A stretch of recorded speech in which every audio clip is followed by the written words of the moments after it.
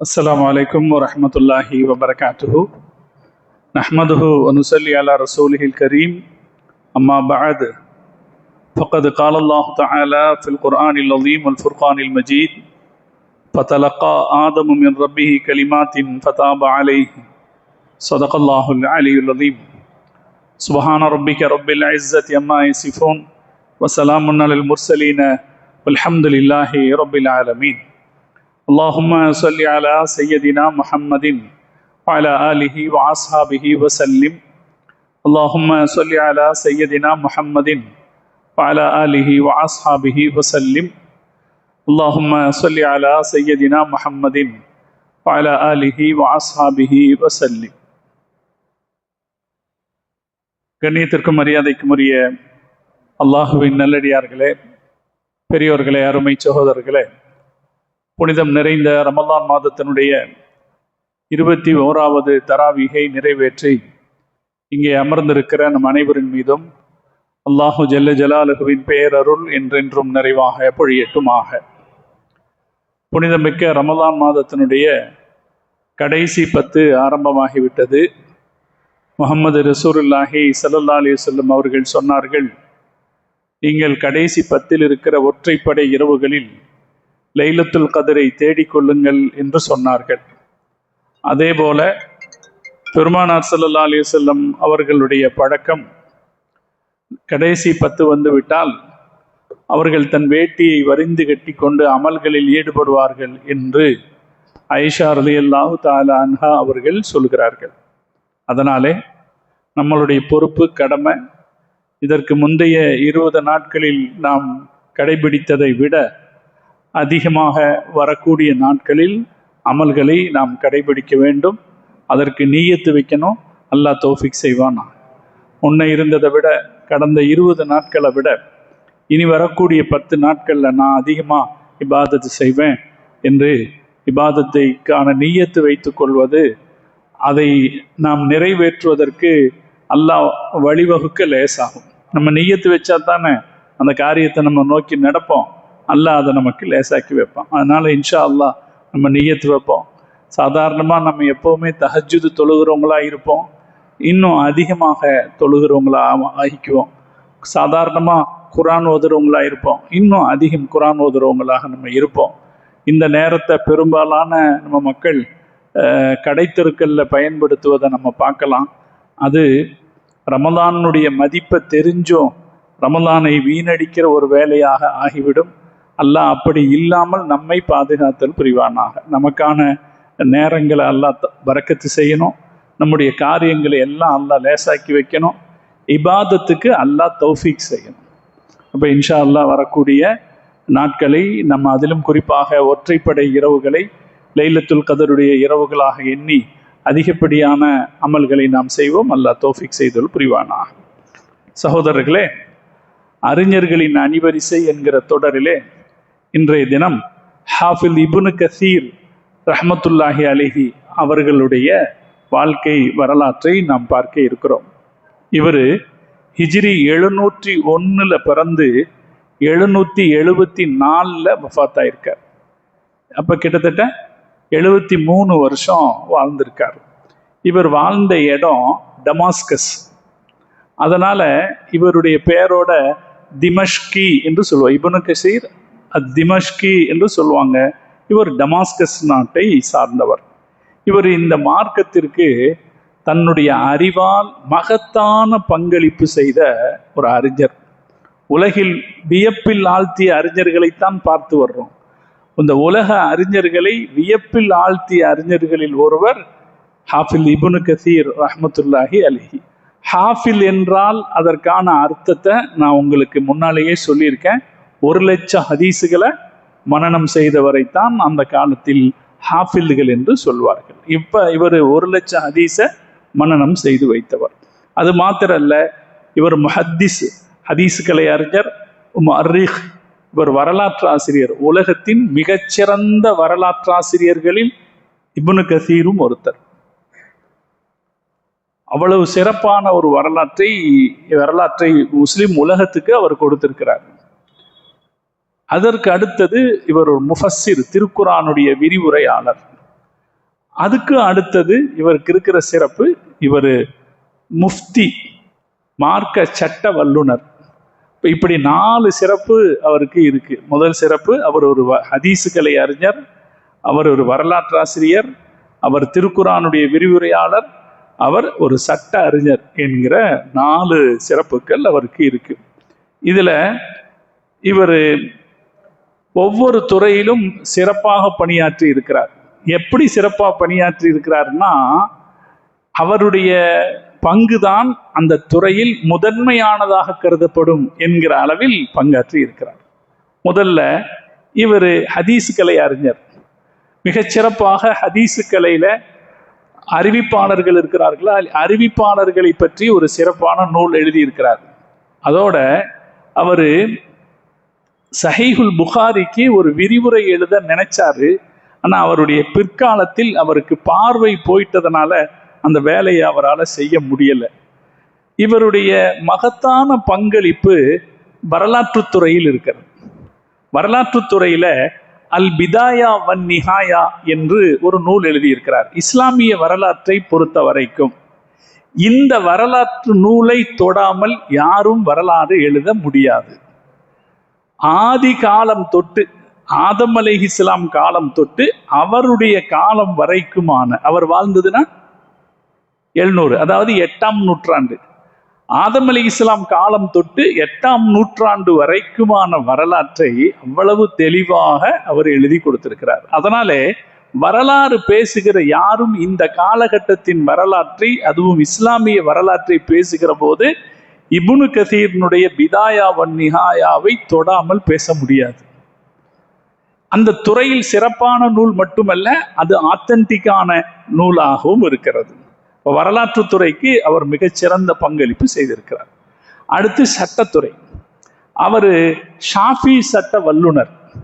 ஷாஃபி சட்டக்கலைக்கு அவர் தபகாத்து ஷாஃபியா, ஷாஃபி மார்க்க அறிஞர்களின் ஒரு தொகுப்பு என்று ஒரு மிகச்சிறந்த தொகுப்பை அவர் வழங்கி இருக்கிறார். அப்ப ஹதீசுகலைக்கு அவர் ஹதீசுகலை சார்ந்த ஒரு நூல் கொடுத்திருக்கிறாரு. புகாரிக்கு ஷரஹ் எழுதணும்னு நினைச்சாரு, ஆனா முடியல. எழுதக்கூடிய அளவுக்கு ஆற்றல் பொருந்தியவர். 2வது, அவருடைய வரலாற்று துறைக்கு அவர் மகத்தான பங்களிப்பு கொடுத்திருக்கிறார். இப்ப நான் அல் பிதாயா வன் நிஹாயான்னு சொன்னேன். அந்த அல் பிதாயா வன் நிஹாயாங்கிற அந்த வரலாற்றுக்கு உள்ள ரசூலுல்லாவுடைய வரலாறு இருக்குமா இல்லையா, அது தனியாக எடுக்கப்பட்டிருக்கு. அது சீரத்துன் நபவியாங்கிற பேர்ல அது தனியாக பேசப்பட்டிருக்கு. அதே போல இந்த உலக வரலாற்றுக்குள்ள நபிமார்களுடைய வரலாறு இருக்குமா இல்லையா, கசசுல் அம்பியா, அந்த கசசுல் அம்பியா அப்படிங்கிறது தனியாக உலகத்தில் பாராட்டப்படக்கூடிய ஒரு நபிமார்களுடைய சரிதியாக தனியா இருக்கு. அப்ப வரலாற்று துறையிலே அவருடைய நூல் பிரதானமானது, சட்டத்துறையிலே அவருடைய நூல் பிரதானமானது. இவை எல்லாவற்றையும் விட இப்னு கசீர் என்ற உடனேயே முஸ்லிம் உம்மத்துக்கு நினைவில் வர தகுந்த ஒரு வேலை திருக்குரானுக்கு விரிவுரை எழுதியதில் அவர் செய்த நூல். திருக்குரானுக்கு தஃப்சீருல் குர்ஆனில் அலீம் அப்படின்ற பேர்ல தஃப்சீரை இப்னு கசீர் என்று ஒரு விரிவுரை எழுதியிருக்கிறார். அது அவருடைய அவருடைய தலையில் சூடிய ஒரு கிரீடமானமாக, அவருடைய கிரீடத்தில் இருக்கிற ஒரு மாணிக்க கல்லாக ஒளி தரக்கூடிய ஒரு செயலாக இருக்கிறது. அதனால அவரை சிறந்த திருக்குரானுடைய விரிவுரையாளர் என்கிற அடைமொழியில் சொல்வது பொருத்தமானது. மற்ற எல்லா துறையிலும் அவருடைய பங்களிப்பு சிறப்பானது. எந்த துறையில் ஈடுபட்டிருந்தாலும் அந்த துறையில் அவர் முத்திரை பதிச்சிருக்கிறாரு. ஆனாலும் திருக்குரானுடைய விரிவுக்கு அவர் செய்தது மிகப்பெரிய பங்கு. எப்படி சஹீஹுல் புகாரி இருக்கோ, ஹதீசு துறையிலே சஹீஹுல் புகாரி முதன்மையான இடத்தில் இருக்கிறதோ, அதே போல திருக்குரானுடைய விரிவுரையில் முதன்மையான இடத்தில் தஃப்சீர் இப்னு கசீர் இருக்கிறது. இப்ப திருக்குரானுக்கு விரிவுரை பார்க்கணும்னா முதல்ல என்ன பேர் தான் சொல்லப்படும், தஃப்சீர் இப்னு கசீர் தான் சொல்லப்படும். அது என்ன காரணம்ங்கிறத நான் பின்னால சொல்றேன். கவனமா பாருங்க. இது 700 வருஷத்திற்கு பிந்தைய செய்தி இல்லையா. இது ஹிஜ்ரி 701 அவர் பிறந்தாரு, 774 இறந்தாருன்னு நான் சொல்றேன். அப்ப ஹிஜ்ரி 700களில் இவர் தொகுத்தளித்த தஃப்சீரு எல்லாத்தையும் விட விஞ்சி நிற்கு. தஃப்சீர் அதற்கு முன்னால இல்லாம இருக்குமா? தஃப்சீர் 700க்கு முன்னால தஃப்சீர் இல்லாம இருக்குமா? கண்டிப்பா தஃப்சீர் இருக்கும். ஏன்னா திருக்குர்ஆனுக்கு விளக்கம் கேட்பது முஸ்லிம் உம்மத்தினுடைய முதன்மையான கடமை. குர்ஆனை விளங்குறதுக்கு தஃப்சீர் தாங்க முதல் வழி, தர்ஜமா அல்ல. இது இல்ல, தர்ஜமா அல்ல. நீங்க கொஞ்ச நேரம் தர்ஜமாவை எடுத்து படிச்சு பாருங்க, உங்களுக்கு ஒன்றும் புரியலன்னு வச்சிருவீங்க. நீ இப்ப நாம என்ன சொல்லல, நீங்க திருக்குறள் இருக்கு இல்லையா, திருக்குறள் எடுத்து சும்மா படிச்சு பார்த்துட்டு திருக்குறள் மூலம் மட்டும் எடுத்து படிச்சு பார்த்துட்டா என்ன என்ன என்ன சொல்லுவீங்க? என்னடா இது, எந்த மொழியில் எழுதியிருக்கிறாருன்னே தெரியலையே, மூடி வச்சிருவோம் அப்படின்னு இல்லையா? அதனுடைய விளக்க உரையை படிச்சா தான் என்ன செய்ய முடியும், விளக்கம் தெரியும். அதே போல தர்ஜமா என்பது ஒரு திருக்குர்ஆனை விளங்கிக் கொள்வதற்கான ஒரு வழியாக ஆதி காலத்திலிருந்து முஸ்லிம் உம்மத்து நினைக்கல. தர்ஜமால என்னங்க இருக்கும்? டிக்ஷனரி விளக்கம் இருக்கும். தர்ஜமால என்ன இருக்கும்? டிக்ஷனரி விளக்கம் இருக்கும். அதனுடைய முழுமையான கருத்து எதுல இருக்காது? தர்ஜமால இருக்காது. இப்ப அல்லாஹ் சொல்றான், நீங்க தொழுகைக்கு நின்னால் உங்களுடைய முகத்தை கழுவுங்கள், கைகளை கழுவுங்கள் அப்படிங்கிறான். ஃபக்ஸிலு உஜூஹக்கும் வ ஐதியக்கும், கைகளை கழுவுங்கள். இந்த இடத்துல கையை கழுவுறதுன்னா எவ்வளவு தூரம் கழுவுறது? எவ்வளவு தூரம் கழுவுறது? இது வரைக்கும் கழுவுறது இல்லையா? சரி, இன்னொரு இடத்துல இதே கைங்கிற வார்த்தையை அல்லாஹ் பயன்படுத்துறான். திருடனுக்கு அவன் கையை வெட்டுங்கள், அஸ்ஸாரிகு வஸ்ஸாரிகத்து ஃபக்தஉ ஐதிஹிமா, திருடனையும் திருடிக்கும் அவர் கைகளை வெட்டுங்கள். அப்ப எவ்வளவு தூரம் வெட்டுறது? இப்ப இங்க எவ்வளவு தூரம் கழுவுனீங்க? அங்கேயும் அதே அர்த்தம் கொடுத்தீங்கன்னா, அப்ப குர்ஆன்ல எந்த இடத்துல அகராதிப்படி டிரான்ஸ்லேஷன் பார்த்தீங்கன்னா என்னதான் இருக்கும்? கையின்னு தான் இருக்கும். இங்கேயும் கையின்னு தான் இருக்கும், அங்கேயும் கையின்னு தான் இருக்கும். அதே போல அல்லாஹ் ஒரு இடத்துல சொல்றான், ஃபஅபுது ரப்பக ஹத்தா யஅதியக்கல் யகீன், உங்களுக்கு உறுதி வரும் வரை அல்லாஹ்வை தொழுங்கள். உறுதி வர்ற வரைக்கும். என்ன உறுதி? அல்லாஹ் ஒருத்தன் இருக்கிறான் அப்படின்ற உறுதியா? உறுதி வரும் வரை அல்லாஹ்வை தொழுங்கள் அப்படின்னா டிரான்ஸ்லேஷன் நீங்க மொழிபெயர்ப்பை படிச்சீங்கன்னா அவ்வளவுதான் இருக்கும். அப்ப அதுக்கு என்ன விளக்கம் பார்க்கணும். ஏத்தியக்கல் யகீன் அப்படின்னா அந்த இடத்துல யகீன்ங்கிறதுக்கு மரணம்னு அர்த்தம், மௌத்துன்னு அர்த்தம். மௌத்து வரும் வரை அல்லாஹ்வை தொழுங்கள். அப்ப இந்த டிரான்ஸ்லேஷன் என்பது குர்ஆனை விளங்கிக் கொள்வதற்கு போதுமான விஷயமே அல்ல. நம்ம சமூகத்துக்கு திரும்ப திரும்ப சொல்லணும். பல இளைஞர்கள் குர்ஆன் ஓதாம இங்க அந்த டிரான்ஸ்லேஷனை எடுத்து படிச்சுக்கிட்டு இருப்பாங்க. படிக்க கூடாதுன்னு நம்ம சொல்லல, ஆனா முதல்ல உங்க சிந்தனையை மாத்திக்கிங்க. குர்ஆன் ஓதுறதுக்கு நன்மை இருக்குதுன்னு சொன்னது வேற. நீ தர்ஜமாவை படிச்சு அந்த நன்மையை பெற முடியாது. ஹஸரத் அபூ ஹுரைரா ரலியல்லாஹு தஆலா அன்ஹு அவங்க சொல்லுவாங்க, குர்ஆன்ல அலிஃப் லாம் ஒரு எழுத்துக்கு 10 நன்மை இருக்கிறது. ஒரு எழுத்துக்கு 10 நன்மை இருக்கு. அப்படின்னா அலிஃப் ஒரு எழுத்து, லாம் ஒரு எழுத்து, மீம் ஒரு எழுத்து. அலிஃப் லாம் மீம் என்று ஓதினால் அதுக்கு 10 நன்மை அல்ல, அதுக்கு 30 நன்மைன்னு சொன்னாங்களே. இந்த நன்மை ஓதுறதுக்கு தான். இன்னைக்கு ஓதுறதை விட்டுட்டு பல பேர் என்ன செஞ்சிருப்பாங்க, பள்ளிவாசல்ல குர்ஆனுடைய தர்ஜமாவை எடுத்து படிச்சுக்கிட்டு உட்கார்ந்துருக்காங்க. அந்த ஆர்வத்தை பாராட்டுறோம், ஆனா வித்தியாசத்தை புரிஞ்சுக்கணும். படிக்க கூடாதுன்னு நம்ம சொல்லல, ஆனா ஓதுதலுக்குரிய மரியாதையை நீ படித்தலில் பெற முடியாது. நீ தஃப்சீர் படிச்சுட்டு தர்ஜமாவை படிச்சேன்னா உனக்கு புரியும். தஃப்சீர் விளங்கிட்டு தர்ஜமாவை படிச்சேன்னா உனக்கு புரியும். இல்லாம தர்ஜமாங்கிற அந்த டிரான்ஸ்லேஷன் மொழிபெயர்ப்பு படிக்கிறதுங்கிறது பலன் தரக்கூடியது அல்ல. இத உறுதியா சமுதாயம் புரிஞ்சுக்கணும். அதனாலே குர்ஆனுக்கு தர்ஜமா என்கிற மொழிபெயர்ப்பு வெளியிடுகிற வேலையை ஆதி காலத்தில் முஸ்லிம்கள் செய்யல. என்னதான் செஞ்சாங்க? தஃப்சீர் என்கிற விரிவுரை தருகிற வேலையை செய்தார்கள். அந்த வேலை, அந்த தொகுக்கிற வேலை முதல் நூற்றாண்டிலேயே நடந்துருச்சு. இந்த வேலையை முதல்ல தொடங்கி வச்சது உமர் இப்னு அப்துல் அசீஸ் ரஹ்மத்துல்லாஹி அலைஹி. குர்ஆனுக்கு விளக்கம் வேணும்னா சஹாபாக்கள் ரசூலுல்லாஹ்ட்ட கேட்டுக்கிட்டாங்க, அல்லது தெரிஞ்ச சஹாபாக்கள்கிட்ட, அறிவாளிகளாக இருக்கிற சஹாபாக்கள்கிட்ட, சாதாரண சஹாபாக்கள் கேட்டுக்கிட்டாங்க, தாபிகள் சஹாபாக்கள்கிட்ட போய் கேட்டுக்கிட்டாங்க. இந்த தாபிகளுடைய வரிசையில் அதன் தொடர்ச்சியாக வர்றவர் உமர் இப்னு அப்துல் அசீஸ் ரஹ்மத்துல்லாஹி அலைஹி. அவரு 99 ஹிஜ்ரி 99 அந்த 100 அந்த நூற்றாண்டு நிறைவடைகிற காலத்துல ஒரு வேலை செஞ்சாரு. ஹதீசுகளை தொகுக்கிற வேலையை செஞ்சார். முதல்ல ஹதீசுகளை தொகுக்கிற வேலை செஞ்சவர் உமர் இப்னு அப்துல் அசீஸ் ரஹ்மத்துல்லாஹி அலைஹி தான். எப்ப? ஹிஜ்ரி 100. நான் உங்களுக்கு ஒரு ஞாபகத்துல வச்சுக்கிற சௌகரியத்துக்காக சொல்றேன். ஹிஜ்ரி 100. அப்படி ஹதீசுகளை தொகுக்கும் போது அதில் ஒரு பிரிவாக இருந்தது திருக்குர்ஆனுடைய விரிவுரை. குர்ஆனுக்கு விரிவுரையாக வந்திருக்கிற ஹதீசுகள் எல்லாம் தனியாக அதுல தொகுத்தாங்க. ஆரம்பத்துல தஃப்சீர் என்கிற திருக்குர்ஆனுடைய விரிவுரை ஹதீஸினுடைய ஒரு பாகமாக இருந்தது.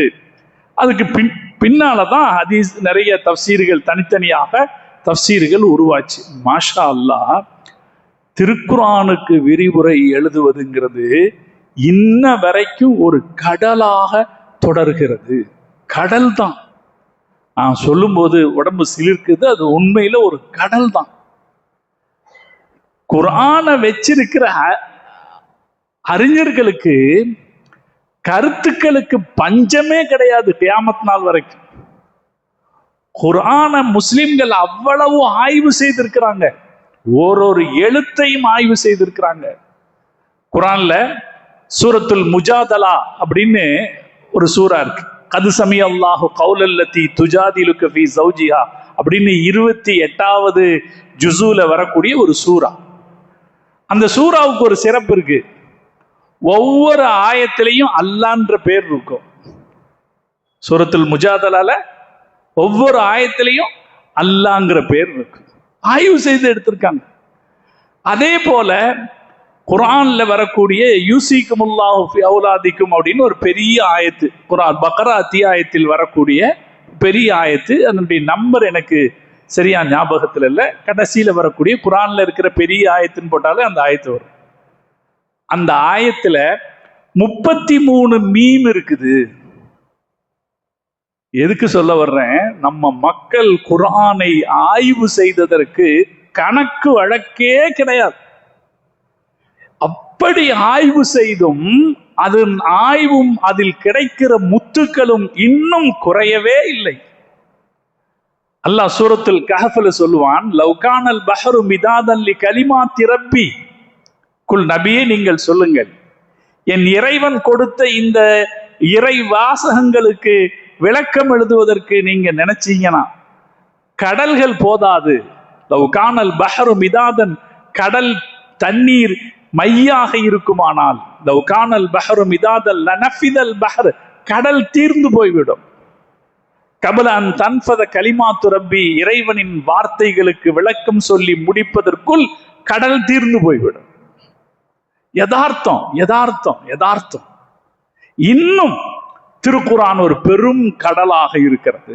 அவரவர் துறைகளில் அதை ஆய்வு செய்து கொண்டிருப்பவர்கள் அந்த துறை சார்ந்த அறிவுகளையும் ஞானத்தையும் உலகத்திற்கு சொல்லிக்கொண்டே இருக்கிறார்கள். நாம திரும்பி நிற்க வேண்டிய மிகப்பெரிய சொத்து குர்ஆன் தான். நாம கையில வைக்க வேண்டிய மிகப்பெரிய சொத்து குர்ஆன். ஹஜ்ரத் அலி ரலியல்லாஹு தஆலா அன்ஹு தீட்சண்யமான மனுஷர். அவர் சொன்ன வார்த்தை அருமையான வார்த்தை, ஹபுலுல்லாஹில் மதீன், வானத்திலிருந்து பூமிக்கு தொங்கிக் கொண்டிருக்கிற அல்லாஹ்வின் கயிறு. அந்த கயிற்றை பற்றிய முழு விளக்கத்தையும் மனித குலம் விளங்கிக்கிட்டதே இல்லை. தஃப்சீர்ங்கிற துறை இருக்கு பார்த்தீங்களா, அது அப்படி ஒரு துறை. அந்த தப்சீர் எழுதினவங்க வகை வகையா எழுதியிருக்காங்க. திருக்குரானுடைய இலக்கணங்களை மட்டும், இலக்கண இலக்கியங்களை மட்டும் சொல்லுவதற்கான தப்சீர்கள் இருக்கு.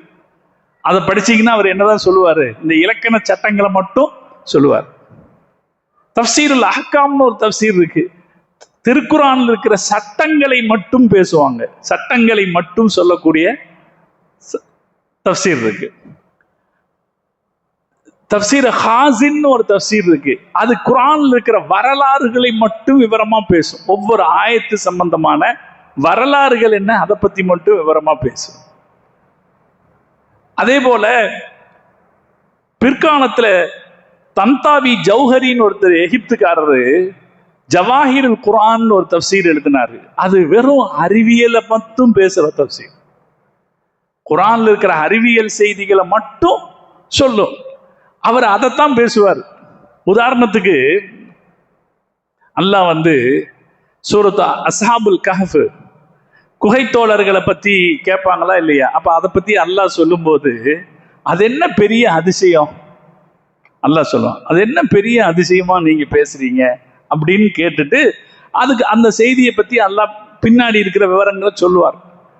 அல்லாஹ் என்ன இத பெரிய அதிசயம்னு கேட்கறதுனால அவர் என்ன பண்ணுவாருன்னா, அந்த குகைத்தோழர்களை பற்றி வரலாறு நிறைய எழுத மாட்டாரு. அதை விட வேறு அதிசயமாக இந்த உலகத்தில் என்னெல்லாம் இருக்கு அதை பட்டியல் போடுவார். அதிசயமான பூச்சி, அதிசயமான கடல், அப்படி உலகத்துல அல்லாஹ் இது என்ன பெரிய அதிசயம் கேட்டானா இல்லையா? அப்ப வேற என்னெல்லாம் அதிசயம் இருக்கு அப்படி பண்ணுவார். அப்படி வெறும் அறிவியல் சார்ந்த செய்திகளையாக எழுதினவங்க பல பேர் இருக்காங்க. சமூக கருத்துக்களையா, சமூக புரட்சியை ஏற்படுத்துற கருத்துக்களையா, குர்ஆன்ல இருக்கிற கருத்துக்களை எடுத்து பேசினவங்க பல பேர் இருக்காங்க. அப்படி குர்ஆனுக்கு பல வகைகளில் தஃப்சீர் செய்யப்பட்டிருக்கு. நாம படிக்கணும்னா யதார்த்தமா தஃப்சீரை தான் படிக்கணும். தர்ஜமாங்கிறது அதை படிச்சதுக்கு அப்புறம் அந்த கருத்தை விளங்கிக்கிறதுக்கு, ஞாபகத்துல வச்சுக்கிறதுக்கு நம்ம படிக்கலாம். இல்லாம தர்ஜமாவை பதிச்சு என்ன செய்ய முடியாது? திருக்குரானை முழுசா விளங்கிக்க முடியாது. கையை வெட்டுங்கிறது எப்படி விளங்குறது? கைய கழுவுங்கன்னு சொன்னதுக்கு எப்படி விளங்கணும், கையை வெட்டுங்கன்னு சொல்றதை எப்படி விளங்கணும் அப்படின்னு இருக்கு. அதே போல அல்லாஹ் குர்ஆன்ல சொல்வான், முஷ்ரிக்குகளை கண்ட இடத்தில் கொல்லுங்கள். ஃபக்துல் முஷ்ரிகீன ஹைஸு ஸகிஃப்துமூஹும், முஷ்ரிக்குகளை கண்ட இடத்தில் கொல்லுங்கள். நமக்கு முதல்ல நம்ம மார்க்கத்தை பத்தி சரியான தெளிவு வேணும். எல்லாத்தையும் கொல்லுங்கன்னு சொல்ற மார்க்கமா நம்ம மார்க்கம்? முதல்ல நமக்கு அது தெரியும். நம்ம மார்க்கம் அப்படி சொன்ன மார்க்கமா? எல்லாத்தையும் கொல்லுங்க, ஜிஹாதுங்கிறது அப்படி சொன்னதா நம்ம மார்க்கம்? நம்ம மார்க்கம் அளவுக்கு நியாயம் பேசுகிற மார்க்கம் எது? நீதியை நிலைநாட்டுகிற மார்க்கம் எது? கருணையையும் அன்பையும் அடிப்படையாக கொண்ட மார்க்கம் எது? அமைதிதான் பிரதானமானது என்று வலியுறுத்திய மார்க்கம் நம்ம மார்க்கம் அளவுக்கு வேற எது இருக்கு? எதுவுமே இல்லைங்க. அப்படி உறுதியா சொல்லணும்னா இந்த வார்த்தைக்கு சரியான கருத்து விளங்கி இருக்கணுமா இல்லையா? நமக்கு நீங்க தர்ஜுமால எடுத்து பார்த்தீங்கன்னா என்ன, அவர்களை காணும் இடங்களில் கொல்லுங்கள் இருக்கு. திருக்குரானுடைய விரிவுரை எடுத்து பார்த்தா தான் தெரியும் இந்த ஆயத்து அல்லாஹ் எந்த இடத்துல எப்படி சொல்றான். மக்காவுக்குள்ள ரசூலுல்லாஹ் ஹிஜ்ரி 8 மக்காவை கைப்பற்றிடுறாங்க. மக்கா அல்லாஹ்வை வணங்குறதுக்குன்னு புனிதமாக உருவாக்கப்பட்ட நகரம். அத காஃபிர்கள் சிலை வணக்கத்தின் கேந்திரமாக மாத்தி இருந்தாங்க. ஸல்லல்லாஹு அலைஹி வஸல்லம் 8 மக்காவை கைப்பற்றுறாங்க. ரசூலுல்லாஹி ஸல்லல்லாஹு அலைஹி வஸல்லமுடைய பிரதான இலக்கு என்ன? ரசூலுல்லாஹ்வுடைய பிரதான இலக்கு என்னங்க? சிலை வணக்கத்தை 8வது வருஷம் அவங்க சிலைகளை முதல்ல அப்புறப்படுத்தினாங்க. ஆனா சிலை வணங்கிகளை அப்புறப்படுத்தல. இதை நம்ம நோட் பண்ணணும், கவனிக்கணும், உலகத்துக்கு சொல்லணும். சிலை வணங்கிகளை அப்புறப்படுத்தல. நீங்க எல்லாம் வெளியே போயிடணும்னு ரசூலுல்லாஹ் சொல்லல. 8வது வருஷம் ரமலான்ல கபா கைப்பற்றப்பட்டது. அதுக்கு அடுத்து 9வது வருஷம் ஹஜ்ஜி. அப்ப அந்த ரமலான் முடிஞ்சு அடுத்த ரமலான் முடிஞ்சு ஹஜ்ஜு வருது. அந்த ஹஜ்ஜில் அல்லாஹ் கிட்டத்தட்ட எவ்வளவு வருஷம், எத்தனை மாசம் ஆகும்? 1.25 வருஷம் ஆகுமா? 1.25 வருஷத்துக்கு பிறகு அல்லாஹு தாலா ரசூலுல்லாஹ் ஹஜ்ஜு கடமையாக்குறான். அபூபக்கர் சித்திக் ரலியல்லாஹு தஆலாவுடைய தலைமையில ஹஜ்ஜுக்கு வர்றாங்க. ரசூலுல்லாஹ் வரல. காரணம் என்ன? காஃபிர்களும் அந்த வருஷம் ஹஜ்ஜு செய்யறாங்க. காஃபிர் அப்படின்னா 1.25 வருஷத்திற்கு பிறகும் ஹஜ்ஜின் நடைமுறைகளில் காஃபிர்களும் கலந்து கொள்ள அனுமதிக்கப்பட்டிருக்கிறார்கள். இதெல்லாம் பெருமானாருடைய பெருந்தன்மை. ஒரு சமூகத்தை ஒரு சமூகத்தை சீக்கிரம் ஒரே நாள்ல காலி பண்ணிட்டு போன்னு சொல்ல முடியாது. அவங்க பார்த்து இஸ்லாத்தினுடைய அருமை பெருமைகளை புரிஞ்சுக்கிறதுக்கு வாய்ப்பு ரசூலுல்லாஹ் கொடுக்குறாங்க. 9வது வருஷம் ஹஜ்ஜுக்கு ஒரு குழு கிளம்பி போன பிறகு அல்லாஹ் தௌபா அத்தியாயத்தை இறக்கினான். அந்த அத்தியாயத்துல என்ன சொல்லப்படுது? இனிமேல் இந்த இடம் காஃபிர்களுக்கு அனுமதி இல்லை. காபா காஃபிர்களுக்கு இனிமேல் அனுமதி இல்லை. 4 மாசம் அவங்களுக்கு டைம் கொடுங்க. ஏற்கனவே கொடுத்தாச்சு. எவ்வளவு நாள்? 1.25 வருஷம் கொடுத்தாச்சு. இப்ப டிக்ளரேஷன் இப்பதான் வருது. இப்ப டிக்ளரேஷன் வரும்போது 4 மாசம் டைம் கொடுங்க. 4 மாசத்துல ஒண்ணு அவங்க இஸ்லாத்துக்கு வந்துட்டா இங்கேயே தங்கிக்கலாம், இஸ்லாத்துக்கு வரலன்னா இந்த இடத்தை விட்டு போயிடணும். இந்த இடம்னா மக்காவை சுத்தி இருக்கிற இந்த ஹரம் எல்லையை விட்டு வெளியே போயிடணும். அவங்க கொல்லப்படணும்னு சொல்லல. இந்த இடம் இஸ்லாம் பரிசுத்தப்படுத்தி வச்சிருக்கிற இடம், டிக்ளேர்டு, இது ஹரம் அப்படின்னு அறிவிக்கப்பட்டிருக்கு. அதனால இதுக்குள்ள இருக்கக்கூடாது. அந்த சட்டத்தை சொல்லிட்டு வரும்போது அதை உறுதிப்படுத்தணும்ல. நீங்க அந்த சட்டம் உறுதியா இன்ன வரைக்கும் இருக்கா இல்லையா? அதுக்குள்ள யார் போக முடியாது? இந்திரா காந்தி அம்மையார் போகணும்னு ஆசைப்பட்ட போதே அது நடக்கல. யாரும் போக முடியாதுன்னு இருக்கு. சில பேர் திருட்டுத்தனமா உள்ள போறதாக செய்திகள் தெரியுது. ஆனாலும் தெரிஞ்சா அது தண்டனைக்குரிய பெரிய குற்றம். நான் கூட ஒரு மாசத்துக்கு முன்னால ஒரு டாக்ஸியில வரும்போது அந்த டாக்ஸி டிரைவர், அவர் ஒரு கிறிஸ்டியன், அவர் சொல்றாரு, நான் ஆயிஷா பள்ளி வரைக்கும் போயிருக்கேன். அப்ப தெரியாம உள்ள போறது, ஆனா எல்லாருக்கும் பயம்தான், தெரிஞ்சா தண்டனைக்குரிய குற்றம் தான். அப்ப அல்லாஹ் அதை இதுவரைக்கும் பாதுகாத்து வச்சிருக்கானா இல்லையா? அதை கண்டிப்பாக்குறதுக்கு அல்லாஹ் சொன்ன சட்டம் தான். இதை 4 மாசம் அலவுடு. 4 மாசத்துக்கு பின்னால காஃபிர்களை பார்த்தா கொன்னுங்க. அப்ப எந்த இடத்துல சொல்லப்பட்டது? ஒரு சட்டம் சொல்லப்பட்டு அந்த சட்டத்தை தீர்மானப்படுத்துவதற்காக சொல்லப்பட்டது. இன்னும் இதுல சொல்றேன், இந்த சட்டப்படி ஒருத்தர் கூட கொல்லப்படல. இந்த ஆயத்துக்கு படி ஒருத்தர் கூட கொல்லப்படல. அப்படி கொல்லப்பட வேண்டிய சூழ்நிலை இருக்கல. இப்ப இதை விளங்கணும்னா நம்ம தர்ஜுமாவை பார்த்தா விளங்குமா? நமக்கு தஃப்சீர் வேணும். அதனால திருக்குரானை விளங்குதல்னு நினைச்சா யதார்த்தத்துல நாம படிக்க வேண்டியது என்னதான்? தஃப்சீர் தான். அதனாலே ஆதிகால முஸ்லிம் சமூகம் தஃப்சீரில் தான் ஈடுபாடு காட்டியது, தர்ஜமாவில் அல்ல. அவங்களுக்கு அது புரிஞ்சிருந்தது. தஃப்சீர்ல தான் ஈடுபாடு காட்டினாங்க. அதனால நிறைய தஃப்சீர்கள் வந்துச்சு. நிறைய தஃப்சீர்கள் அப்படி உருவாகி வந்தாலும், அந்த தஃப்சீர்கள்ல பல மாதிரி உருவாகி வந்தாலும், 7ஆம் நூற்றாண்டில் ஹாஃபில் இப்னு கதீர் உருவாக்கிய தஃப்சீர் இந்த தஃப்சீர்களின் தலைமை பீடத்தை பிடித்தது. அது ரொம்ப முக்கியமாக கருதப்படக்கூடியது. ஹாஃபில் இப்னு கதீர் போன்ற அறிஞர்களுக்கு இருக்கிற ஒரு பெரிய சிறப்பு என்னன்னா, இவங்க ஹிஜ்ரி 8ஆம் நூற்றாண்டுல வாழ்றவங்க. ஹிஜ்ரி 8ஆம் நூற்றாண்டு சிலுவை யுத்தக்காரர்களுடைய படையெடுப்பு நடந்த நேரம். கிட்டத்தட்ட 100 வருஷங்கள் அவர்களுடைய தாக்கம் இருந்திருக்கு. நம்ம இன்னைக்கு அமெரிக்காக்காரன் ஈரானை அடிக்கிறது, அது மாதிரி இஸ்ரேல்காரனுடைய தொந்தரவுகள் எல்லாம் பார்க்கிறோமே, அதெல்லாம் ஏற்கனவே நடந்திருக்கிற சோதனைகளோட ஒப்பிட்டு பார்க்கும்போது சின்னது தான். அல்லாஹ் நமக்கு அதனால இது நீடிக்கணும்னு நம்ம நினைக்கிறது அர்த்தம் இல்லை. அல்லாஹ் சீக்கிரம் நமக்கு அதுல வெற்றியை கொடுக்கணும். நாம மனம் தளர்ந்துடக்கூடாது. வரலாற்றில் இதைவிட கடினமான காலங்களை எல்லாம் முஸ்லிம் சமுதாயம் வெற்றிகரமாக கடந்து வந்திருக்கிறது. யார் இஸ்லாத்தின் எதிரிகளாக இருந்தார்களோ அவர்களே முஸ்லிம்களாக மாறி இருக்கிறார். நான் உங்களுக்கு சொல்லியிருக்கிறேன், தாத்தாரியர்களுடைய சோதனை தான் இஸ்லாத்துக்கு ஏற்பட்ட மிகப்பெரிய சோதனை. கடைசியில அந்த தாத்தாரியர்களே முஸ்லிம்களாக மாறினார்கள். அது சீனாவுக்கு இஸ்லாம் போய் சேருவதற்கு ஒரு பெரிய காரணமாக இருந்தது.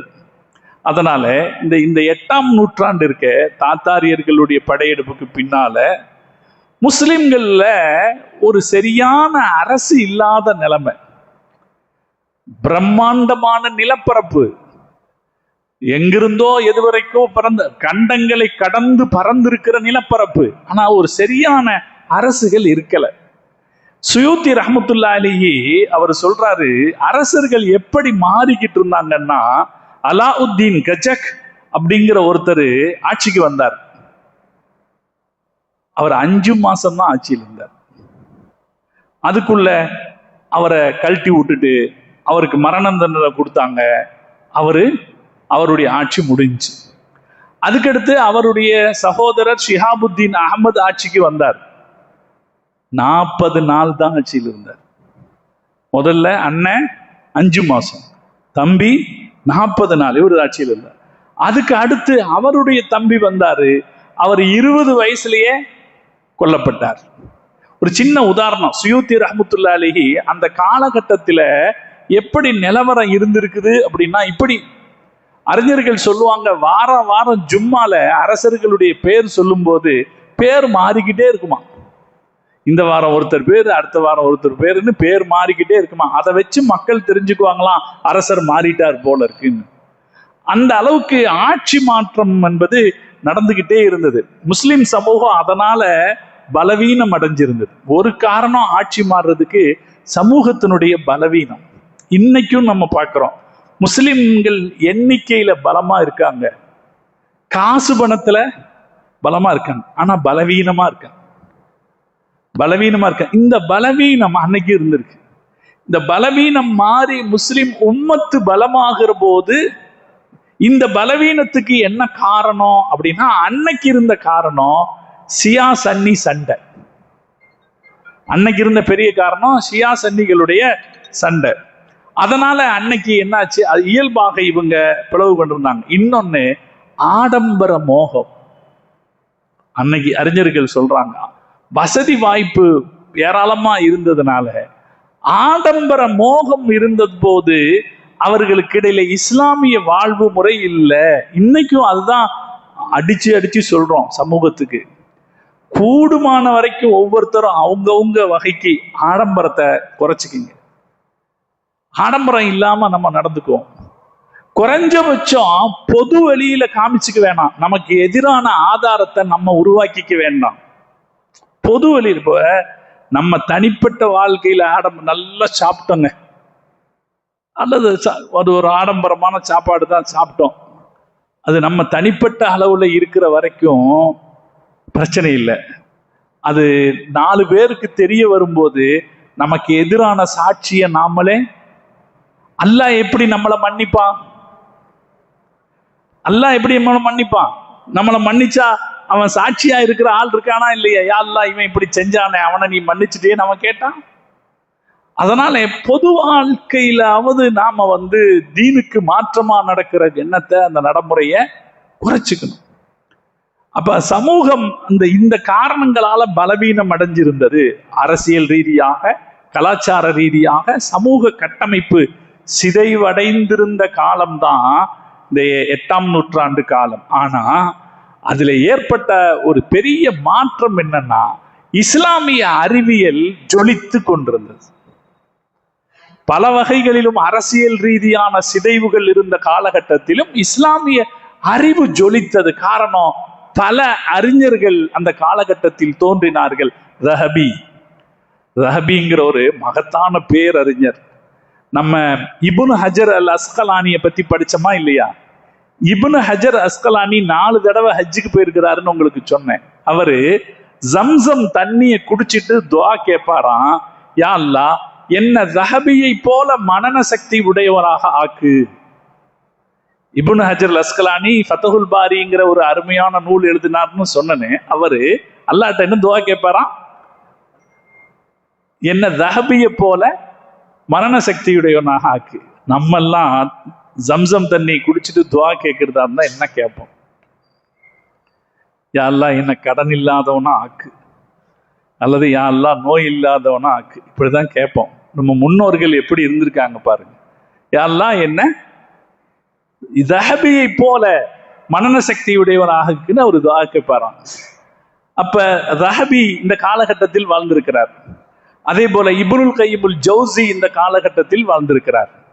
அதே போல சர்ச்சைக்குரியவராக கருதப்பட்டாலும் அறிஞராக அறியப்பட்ட இப்னு தைமியா இந்த காலகட்டத்தில் வாழ்ந்திருக்கிறார். அதே போல இப்னு கசீர் ரஹ்மத்துல்லாஹி அலைஹி இந்த காலகட்டத்தில் வாழ்ந்திருக்கிறார். அந்த காலகட்டத்தில் முஸ்லிம்களுடைய அரசியல் நிலை பலவீனமானதாக இருந்தாலும் அவர்களுடைய அறிவு நிலை சிறந்ததாக உயர்ந்ததாக இருந்தது. இவர்களுடைய பங்களிப்பு மார்க்கத்தின் மரியாதையை உயர்த்தியது. அதுக்கு என்ன காரணம்? அது எப்படி இந்த அறிஞர்களுக்கு முக்கியத்துவமும் இந்த அறிஞர்கள் மதிப்பு எப்படி வந்துச்சுன்னா, முஸ்லிம்கள் அடைந்த சோதனைகள் அவர்களை பக்குவப்படுத்தி இருந்தது. பல சோதனைகள் அனுபவிக்கிறாங்களா இல்லையா? இப்பவும் பாருங்க, நம்ம ஒரு 10 வருஷத்துக்கு முன்னாடி இருந்த மனோநிலை அல்ல இப்ப. ஏன்னா இடைக்காலத்துல நம்ம அனுபவிச்ச பல சோதனைகள் நம்மளை கொஞ்சம் நிதானப்படுத்தி இருக்கு இல்லையா? நிதானப்படுத்தி சண்டை போடுறத குறைச்சிக்கிட்டோம். இல்லைன்னா ஒரே சண்டையா தான் இருக்கும். பள்ளிவாசல்ல, ரமலான்ல, எங்க பார்த்தாலும் சண்டையா தான் இருக்கும். சண்டை போடுறத குறைச்சிக்கிட்டோமா? என்ன அடி உளுந்த அடி அப்படி, நமக்கு உளுந்த அடி அப்படி. அந்த அடி நம்மளை என்ன பண்ணிடுச்சு? வேண்டாம்டா, இதெல்லாம் பிரச்சனை வேணாம், அமைதியா இருக்க முயற்சி பண்ணுவோம் அப்படின்னு ஆக்கிடுச்சு. அவங்கவுங்க வழி, இப்படி எல்லாம் ஒரு சிந்தனை வந்துருச்சா இல்லை? இது போல அந்த காலத்தில் அடைந்த சோதனைகள் இஸ்லாமிய பொது சிந்தனை ஒரு விழிப்புணர்வை ஏற்படுத்தி இருந்தது. இந்த சிரமங்களுக்கு பின்னால் அப்படின்னு வரலாற்று ஆய்வர்கள் சொல்றாங்க.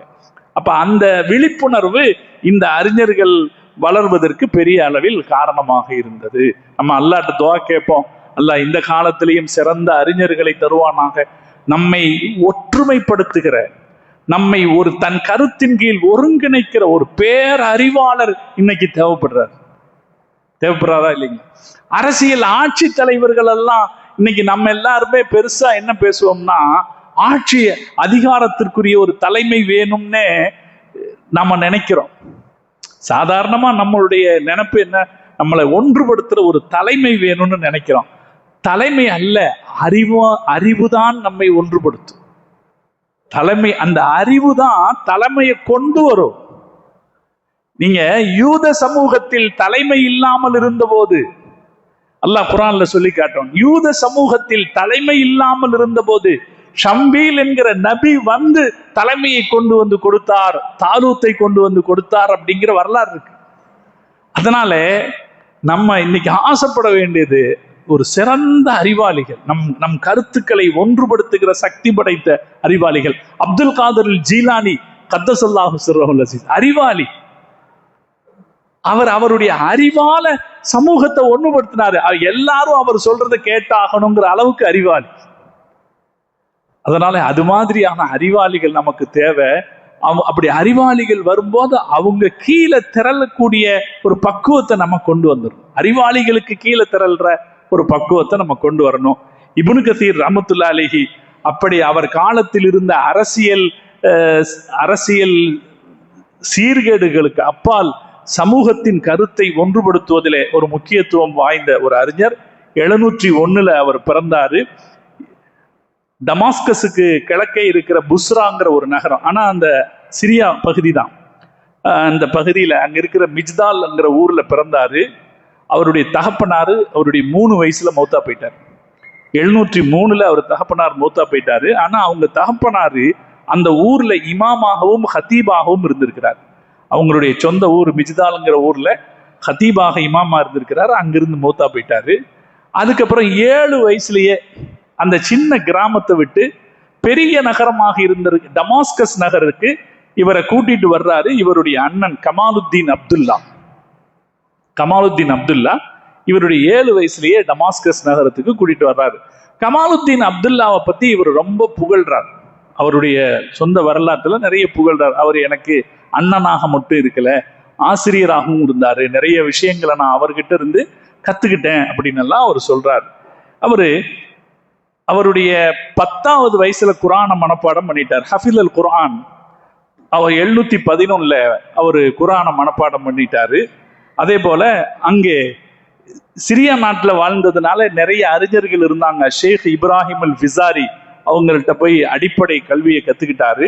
அதுக்கப்புறம் அவருக்கு ஒரு ஆசிரியர் கிடைக்கிறாரு, ஜமால் யூசுப் ஜக்கி அல் மிர்ரி என்கிற ஒரு ஹதீசு கலை அறிஞர். அதுவும் ஹதீஸ்ல அறிவிப்பாளர்களை பற்றி ஆய்வு செய்யக்கூடிய கலையில் தேர்ச்சி பெற்ற தஹதீபுல் கமால் அப்படிங்கிற நூலினுடைய ஆசிரியர் அவருக்கு ஆசிரியராக கிடைக்கிறாரு.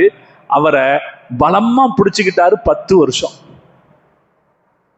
வருஷம் அவர்கிட்டயே அவர் ஆசிரியராக, அவர்கிட்ட மாணவராக இருந்து அவருடைய நூல்களை எல்லாம் கத்துக்கிறாரு. அவருடைய மகளையும் கல்யாணம் பண்ணிக்கிறார். அவர்கிட்டயே மாணவராக இருந்து அவர்கிட்டயே கல்யாணம் பண்ணிக்கிறாரு. மார்க்க கல்வி படிச்ச பிறகு சிரியாவில் நிறைய கல்வி கூடங்கள் இருக்கு. அந்த கல்வி கூடங்கள்ல போய் ஆசிரியராக பணியாற்றுகிறார். சிரியாவில் இருக்கிற தாருல் ஹதீஸ் அல் அஷ்ரஃபியா, அல் மதரசத்து சாலிஹியா, அல் மதரசத்து நஜீபியாங்கிற மாதிரி பல கல்வி நிலையங்கள்ல போய் அவர் ஆசிரியராக இருக்கிறார். ஆசிரியராக இருந்து மிகச் சிறப்பாக தன்னுடைய திறமையை காட்டுறார். இமாம் ரஹபின்னு சொன்ன பாருங்க, அவரு ஆசிரியராக இருந்த மதரசா தான் அந்த அல் மதரசத்து சாலிஹியாங்கிற மதரசா. அந்த சாலிஹியா மதரசால ரஹபி மௌத்தான பிறகு அங்கேயே போய் இவர் அதனுடைய பிரின்சிபாலாக சேர்ந்து கொள்கிறார். அந்த மதரசாவுக்கு நிறைய சிறப்பு இருக்கு. தாஜுத்தீன் சுபுக்கி ரஹ்மத்துல்லாஹி அலைஹி என்கிற மிகச்சிறப்பான சட்ட அறிஞர் இருந்து பணியாற்றிய இடம் அது. அங்க இவர் போய் பணியாற்றுகிறார். அவருடைய பாடங்கள் மிகச் சிறப்பானதாக இருக்குது. அவர் பேசுகிற ஒவ்வொரு செய்தியையும் மக்கள் கவனிக்க ஆரம்பிக்கிறாங்க. அறிவாளி அப்படித்தானே இருப்பார். மற்றவங்க எல்லாம் சொல்றது ஒரு மாதிரி இருக்கும், அறிவார்த்தமானவர் ஒரு செய்தியை சொல்றது அது வித்தியாசமா இருக்கும், மக்களை கவனிக்க வைக்கும். அவரு முதல்ல ஆசிரியராக போய் சேர்ந்த உடனே அவர் ஹதீஸ் பாடம் நடத்துறதுக்கு அவருக்கு ஒரு ஹதீஸ் கிடைக்குது. ஃபர்ஸ்ட் ஒரு வாய்ப்பு கிடைக்குது. என்ன ஹதீஸ்னா, இன்னமா நிஸ்மத்துல் முஃமினி தாயிரும் முஅல்லகும் ஃபீ ஷஜரில் ஜன்னா. மூமினான மனுஷனுடைய ஆத்மா மௌத்தா போயிடுறாருல மூமின், இந்த ஆத்மா எங்க இருக்கு? மூமின் மௌத்தா போயிட்டாருன்னா இந்த ஆத்மா எங்க இருக்கு? ரசூலுல்லாஹ் ஹதீஸ்ல சொல்லியிருக்காங்க, மூமினுடைய ஆத்மா சொர்க்கத்தின் ஒரு மரத்தில் தொங்கிக் கொண்டிருக்கிற ஒரு பறவையாக இருக்கிறது. சொர்க்கத்தின் மரத்தில் தொங்கிக் கொண்டு ஒரு பறவையாக அங்க மேய்ஞ்சிக்கிட்டு இருக்கு. எப்பன்னா அல்லாஹ் எப்ப நாளை மறுமையில் எழுப்பி அவனுடைய உடலை எழுப்புறாரோ அது வரைக்கும் அது சொர்க்கத்தின் ஒரு மரத்தில் மேய்ந்து கொண்டிருக்கிறது அப்படின்னு ஹதீஸ் தான் இவர் ஃபர்ஸ்ட் ஹதீஸ் பாடம் நடத்துறதுக்கு விளக்கி சொல்றார். இந்த ஹதீஸும் எதற்கு அவர் கொடுத்த விளக்கமும் அந்த மக்களை மிகப்பெரிய ஈர்ப்புக்கு உள்ளாக்குது. ஆஹா, ஒரு சிறப்பான அறிஞர் கிடைச்சிருக்கிறார் அப்படின்னு அவர் ஈர்ப்புக்கு உள்ளாக்குது. அப்ப முதல்ல இவர் பேராசிரியராக இருக்கிறார், அதுக்கப்புறம் சொற்பொழிவாளராக இருக்கிறார். அங்க அவங்களுடைய ஊர்ல ஒரு பெரிய பள்ளிவாசல் ஒண்ணு கட்டப்படுது. அந்த டமாஸ்கஸனுடைய மெஜ்ஜாங்கிற நகரில் இருக்கிற ஒரு பள்ளிவாசல், அதன் முதல் ஹத்தீபாக அவர் சேர்கிறார். அந்த ஹத்தீபாக சேர்க்கிறார். அதற்கப்புறம் டமாஸ்கஸ்லயே அல் ஜாமிஉல் உமவின்னு ஒரு பெரிய பள்ளிவாசல் இருக்கு. டமாஸ்கஸ்ல உலகத்தில் இருக்கிற பெரிய பள்ளிவாசல்கள்ல ஒண்ணு அல் ஜாமிஉல் உமவிங்கிற பள்ளிவாசல். அந்த பள்ளிவாசலே இமாமா இருக்காரு. அங்க இமாமா இருக்கும்போது திருக்குரான் தஃப்சீர் பணியை தொடங்குறாரு. முதல்ல அவர் திருக்குரானுக்கு தஃப்சீர் செய்தது இன்னமா யக்ஷல்லாஹ மின் இபாதிஹில் உலமா, அல்லாஹுடைய அடியார்களில் அவனை அதிகம் பயப்படுவது ஆலிம்கள் தான் அப்படிங்கிற ஆயத்தை அவர் முதல்ல ஒரு தஃப்சீர் பண்றாரு. அந்த தஃப்சீருக்கு யாரெல்லாம் வந்திருந்தாங்களாம்? பெரும் நீதிபதிகள், அன்றைக்கு இருந்த அரசியல் பிரமுகர்கள் எல்லாரும் வந்திருந்தாங்க. அவருடைய அந்த தஃப்சீரை கேட்டு அவர்கள் ஆச்சரியம் அடைந்தார்கள் இருக்கு. இப்படி அவர் பணியாற்றிய துறைகளில், அவர் என்ன துறையில உஸ்தாதாக பணியாற்றிய துறையிலும் சிறப்பாக இருந்தாரு, அது மாதிரி சொற்பொழிவு துறையிலும் சிறப்பாக இருந்தாரு. அதற்கு அப்புறம் அவர் எழுத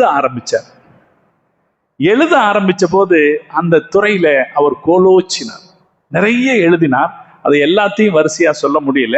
அவர் எழுதுனதுல ஆகச்சிறப்பானது திருக்குரானுடைய விரிவுரை. தஃப்சீருல் குர்ஆனில் அலீம் அப்படிங்கிற திருக்குரானுடைய விரிவுரை. நம்ம தஃப்சீர் இப்னு கசீர்னு இப்ப சொல்றோமா இல்லையா, அந்த விரிவுரையை அவர் எழுதினார். அவர் ஹிஜ்ரி 742 எப்ப பிறந்தாரு?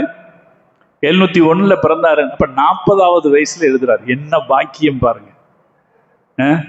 40வது வயசுல ஒரு மனுஷன் எழுதின தஃப்சீர் இப்னு கசீர் 700 வருஷம் கழிச்சு இன்னைக்கும் நம்ம இடத்துல முதன்மையானதாக இருக்கிறதுன்னா அந்த பணி, அந்த வாழ்க்கை எப்படிப்பட்ட வாழ்க்கை. 40வது வயசுல அதை எழுத ஆரம்பிக்கிறாரு. மிக சிறப்பான ஒரு தஃப்சீரா அவர் எழுத தீர்மானிக்கிறார். என்ன நினைக்கிறாரு? முதல்ல ஒரு ஆயத்துக்கு ஆயத்தை வச்சே விளக்கம் கொடுக்கணும். தஃப்சீர் இப்னு கசீரினுடைய சிறப்பு என்ன? ஆயத்துக்கு ஆயத்தை வச்சே விளக்கம் கொடுக்கணும். அதை முதல்ல பார்க்கணும். ஆயத்துக்கு ஆயத்தே விளக்கமா இருக்கு. அல்லாஹ் அப்படி பல ஆயத்துக்களை சொல்லியிருக்கான். இப்ப உதாரணமா அல்லாஹ் சொல்வான், ஃபதலக்கா ஆதமு மின் ரப்பிஹி கலிமாத்தி. ஆதம் அலைஹிஸ்ஸலாம் வானத்திலிருந்து கீழே வரும்போது அல்லாஹ் அவருக்கு சில வார்த்தைகளை சொல்லி கொடுத்தாங்க. அந்த வார்த்தைகள் அவர் சொல்லிக்கிட்டே இருந்தாரு.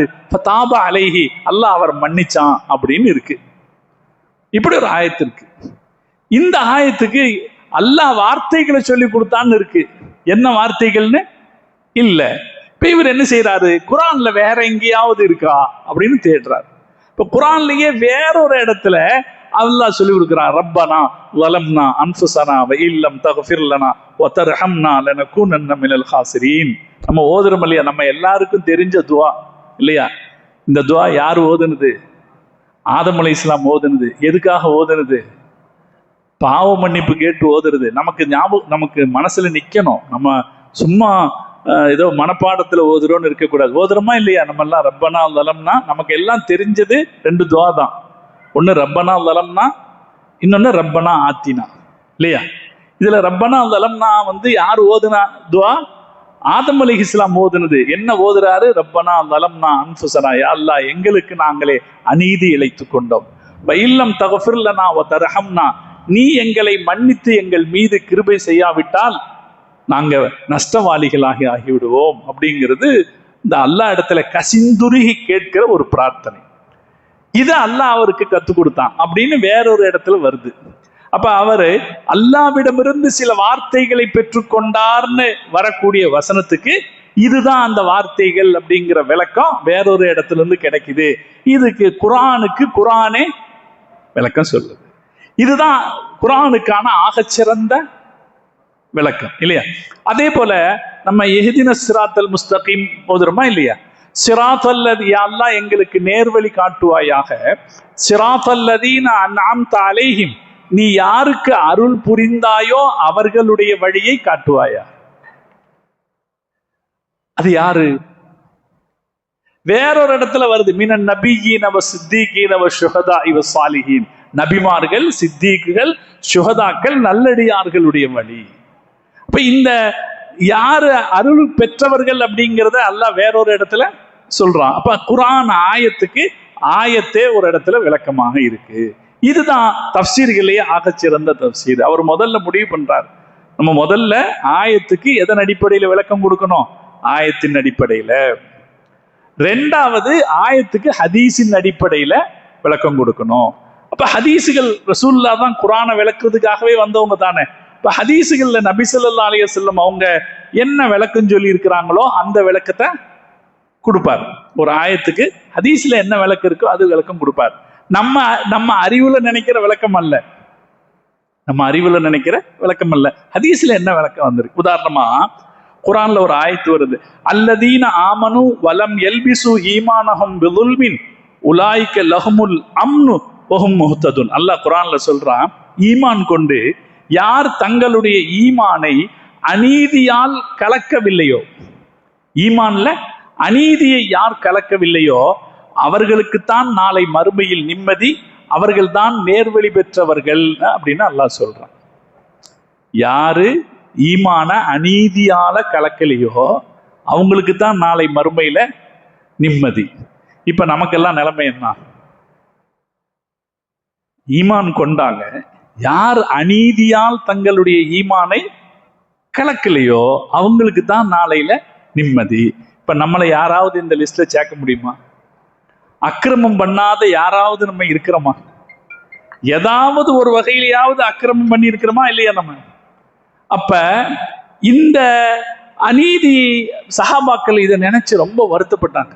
என்னடா இப்படி வந்திருக்கே அப்படின்னு வருத்தப்பட்ட போது நபி ஸல்லல்லாஹு அலைஹி வஸல்லம் விளக்கம் சொன்னாங்க. இந்த இடத்துல வந்திருக்கிற லுல்ம் அப்படிங்கிற வார்த்தைக்கு ஷிர்க்குன்னு அர்த்தம். அப்ப யார் ஈமான் கொண்டு அதில் ஷிர்க்கை கலக்கவில்லையோ அவர்கள் நிம்மதி பெறுவார்கள் அர்த்தம். இப்ப இது ஆயத்துக்கு யார் விளக்கம் கொடுக்கிறா? இப்ப ரசூல் ஸல்லல்லாஹு அலைஹி வஸல்லம் விளக்கம் கொடுக்கிறார். அப்ப இது குர்ஆனுக்கு அர்த்தம் சொல்ற 2வது சிறப்பான வழிமுறை. அதுக்கப்புறம் குர்ஆனுக்கு விளக்கம் சொல்ற 3வது சிறப்பு சஹாபாக்கள் கொடுக்கிற விளக்கம், தாபிகள் கொடுக்கிற விளக்கம் என்ற அடிப்படையில் அவருடைய தஃப்சீரை அமைத்துக் கொண்டார். அவர் கருத்துன்னு இருக்காது. தஃப்சீருக்கு ஒரு ஆயத்தை எழுதிட்டு அவர் கருத்துன்னு இருக்காது. ஹதீஸ்கள்ல என்ன இருக்கு, ஆயத்து என்ன இருக்கு, இதுதான் அவருடைய கருத்தாக இருக்கும். அதனாலதான் அதுக்கு அவ்வளவு பெரிய மரியாதை. தஃப்சீர் பில் மஅசூர் அப்படின்னு அதுக்கு சொல்லுவாங்க. ஹதீஸுகளால் அல்லது ஆதார சஹாபாக்களுடைய கருத்துக்களால், முன்னோர்களுடைய கருத்துக்களால் திருக்குர்ஆனுக்கு சொல்லப்பட்ட தஃப்சீரு அப்படின்னு. இந்த வகையில தான் தஃப்சீர் இப்னு கஸீர் சிறப்பாக இருக்கும். நீங்க தஃப்சீர் இப்னு கஸீர் எடுத்து படிச்சாலும் தெரியும். அதுல டைரக்டா நேரடியா அவர் தன் விளக்கத்தை எழுத மாட்டார். நான் இப்படி விளங்குறேன், நான் இப்படி சொல்றேன், இதிலிருந்து என்ன தெரிகிறது என்றால் அவர் கருத்து சொல்ல மாட்டார். சஹாபாக்கள் என்ன சொல்லி இருக்கிறாங்க, இது என்ன, இதைத்தான் அவர் எழுதுவார். அந்த அடிப்படையில தான் தஃப்சீர் இப்னு கஸீர் ஹதீஸுகள், ஆயத்துக்களுக்கு ஆயத்துகளால் விளக்கம், ஆயத்துக்களுக்கு ஹதீஸுகளால் விளக்கம், ஆயத்துகளுக்கு சஹாபாக்களுடைய கருத்துக்களால் விளக்கம் அப்படின்னு, தாபிகளுடைய கருத்துக்களால் விளக்கம் அப்படின்னு தன்னுடைய தஃப்சீரை அமைச்சுக்கிட்டார் இல்லையா? அதனாலே 700 வருஷங்களாக இன்று வரைக்கும் யார் திருக்குர்ஆனுக்கு விரிவுரை எழுதினாலும் அவருடைய எழுதியதை பார்த்துத்தான் எழுத வேண்டும் என்கிற நிலைமை இருக்கு. மாஷா அல்லாஹ், அப்படி ஒரு தஃப்சீர் அவர் எழுதியிருக்கிறாரு. அதே போல அவர் செய்த மிகப்பெரிய இன்னொரு வேலை என்னன்னா அல் பிதாயா வன் நிஹாயா என்று அவர் எழுதின வரலாற்று நூல். எங்கிருந்து? ஆதம் அலைஹிஸ்ஸலாமிலிருந்து அவர் காலம் வரைக்குமான வரலாற்றை ரொம்ப அழகாக அவர் தொகுத்திருப்பார். பல விஷயங்களை அவர் அதுல சொல்றார். ஒரு காலத்துல அவர் எழுதுறாரு, தாத்தாரியர்கள் சிரியாவுக்கு படையெடுத்து வந்தபோது சிரியாங்கிற நாடும் அந்த நாட்டினுடைய தலைநகராக இருக்கிற டமாஸ்கஸ் நகரமும் உலகத்தில் மிக புகழ்பெற்ற நகரங்கள். இன்னைக்கெல்லாம் நம்ம பிஸியஸ்ட் சிட்டின்னு மும்பையை சொல்றோம் அல்லது நியூயார்க் சிட்டியை சொல்றோமே, இதெல்லாம் பின்னால வந்தது. உலகத்தில் ஆக பிஸியஸ்ட் நகரங்களாக இருந்த ஊர்கள் ஒண்ணுதான் டமாஸ்கஸ் நகரம். தாத்தாரியர்களின் படையெடுப்பின் போது காசான், மங்கோலிய அரசன் காசான் படையெடுத்த போது டமாஸ்கஸின் தெருக்கள் வெறிச்சோடி இருந்தன. நான் ஏற்கனவே உங்களுக்கு சொன்னேன், டமாஸ்கஸ்ல மிகப்பெரிய பள்ளிவாசல் இருக்குன்னு, ஜாமி அல் உமவி அப்படின்னு பள்ளிவாசல். அந்த பள்ளிவாசலில் தொழுகைக்கு யாரும் வரவில்லை. மங்கோலியர்களுடைய படையெடுப்பின் போது அப்படி நடந்ததுன்னு சொல்றாரு. ரொம்ப நடுநிலையா கருத்துக்களை எழுதியிருப்பார். யாரையும் தூக்கி யாரையும் குறை பேசி அப்படின்னு இல்லாம நடுநிலையாக அவர் கருத்துக்களை எழுதியிருப்பார். இப்படி மிகச் சிறப்பான ஒரு வரலாற்று நூலை அவர் கொடுத்திருக்கிறார். அப்ப இது அல்லாம ஷாஃபி ஃபிக்ஹ், ஷாஃபி சட்ட வழியை சார்ந்தவர். அதனால ஷாஃபி ஃபிக்ஹுக்கு அத்தபகாத்து ஷாஃபிஇய்யா என்கிற சாஃபி சட்ட அறிஞர்களுடைய மிகப்பெரிய ஒரு நூலையும் அவர் கொடுத்திருக்கிறார். அப்படி மிகச் சிறப்பான எழுத்து பணி. அந்த எழுத்து பணிங்கிறது அவருடைய நூல்கள் 700 வருஷங்களை கடந்து இன்று வரைக்கும் முஸ்லிம் உம்மத்துக்கு ஆதாரங்களாக இருப்பவை, முன்மாதிரிகளாக இருப்பவை, முதன்மையானவைகளாக இருப்பவை அப்படிங்கிறது இப்னு கஸீர் ரஹ்மத்துல்லாஹி அலைஹி என்கிற அந்த மகத்தான அறிவாளியினுடைய ஒரு பெரிய பங்கு. அவர் கடைசி காலத்திலையும் எழுதிக்கிட்டே இருந்தார், நிறைய விஷயங்களை எழுதிக்கிட்டே இருந்தாரு. கடைசி நேரத்துல அவர் எழுதிக்கிட்டு இருக்க போது ராத்திரி நேரத்துல விளக்கு வெளிச்சத்துல எழுதிட்டே இருப்பாரு. ஒரு நாள் அப்படி எழுதிக்கிட்டே இருக்கும்போது கண்ணு பார்வை போயிடுச்சு. அவர் சொல்றார், வலா ஸில்து ஃபீஹில் லைல், நான் ராத்திரி எல்லாம் எழுதிக்கிட்டே இருந்தேன். வஸ்ஸிராஜு யனூனசு, எனக்கு அந்த வெளிச்சம் அப்படி மங்கிக்கிட்டே இருந்துச்சு. எழுதிக்கிட்டே இருந்தேன், அந்த விளக்கு அப்படியே தடுமாறுற மாதிரி இருந்துச்சு. ஹத்தா ஸஹப பஸரி மாஹு, என்னுடைய பார்வையும் அதோட போயிடுச்சு. அவருடைய கடைசி காலத்துல அவருடைய பார்வை போயிடுச்சு. ஒரு ஷாபான் 15ஆம் நாள், ஹிஜ்ரி 774 ஷாபான் 15ஆம் நாள் வெள்ளிக்கிழமையில அவர் திமஷ்கில் அவருடைய 73வது வயசுல அவர் மௌத்தானாரு. அவர் சொன்னபடி அங்கிருந்த மக்பரத்து சூஃபியா அப்படின்ற சூஃபியாக்கள் அடக்கம் செய்யப்பட்ட ஒரு கபிரிஸ்தான் அங்க இருக்கு. அந்த கபிரிஸ்தானில் அவர் நல்லடக்கம் செய்யப்பட்டார். அவருடைய மன்னரை இப்போதும் எங்க இருக்கு? டமாஸ்கஸ் நகரத்தில் இருக்கிறது. நாம் இப்னு கசீர் ரஹ்மத்துல்லாஹி அலைஹிய நினைச்சு பார்க்கும் போதே அவருக்கு நன்றி சொல்வதுன்னா, திருக்குர்ஆனுக்கு மிக அருமையான ஒரு விரிவுரை தந்தார். எடுத்துக்காட்டாக இன்று வரைக்கும் ஆதாரமாக நிற்கிற ஒரு அற்புதமான ஒரு விரிவுரையை தந்தார். இரண்டாவது, மிகச்சிறந்த ஒரு வரலாற்று நூலை அவர் நமக்கு வழங்கி இருக்கிறார் என்பது நாம் எல்லாம் எந்த காலத்திலும் அவருக்கு நன்றி சொல்ல வேண்டிய பணிகள்.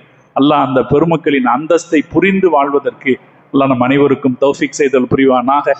அவர்கள் கட்டி எழுப்பிய அந்த இஸ்லாமிய கோட்டையிலே நாமும் தொடர்ந்து வாழ்வதற்கு அல்லாஹ் நமக்கு தௌஃபீக் செய்வானாக.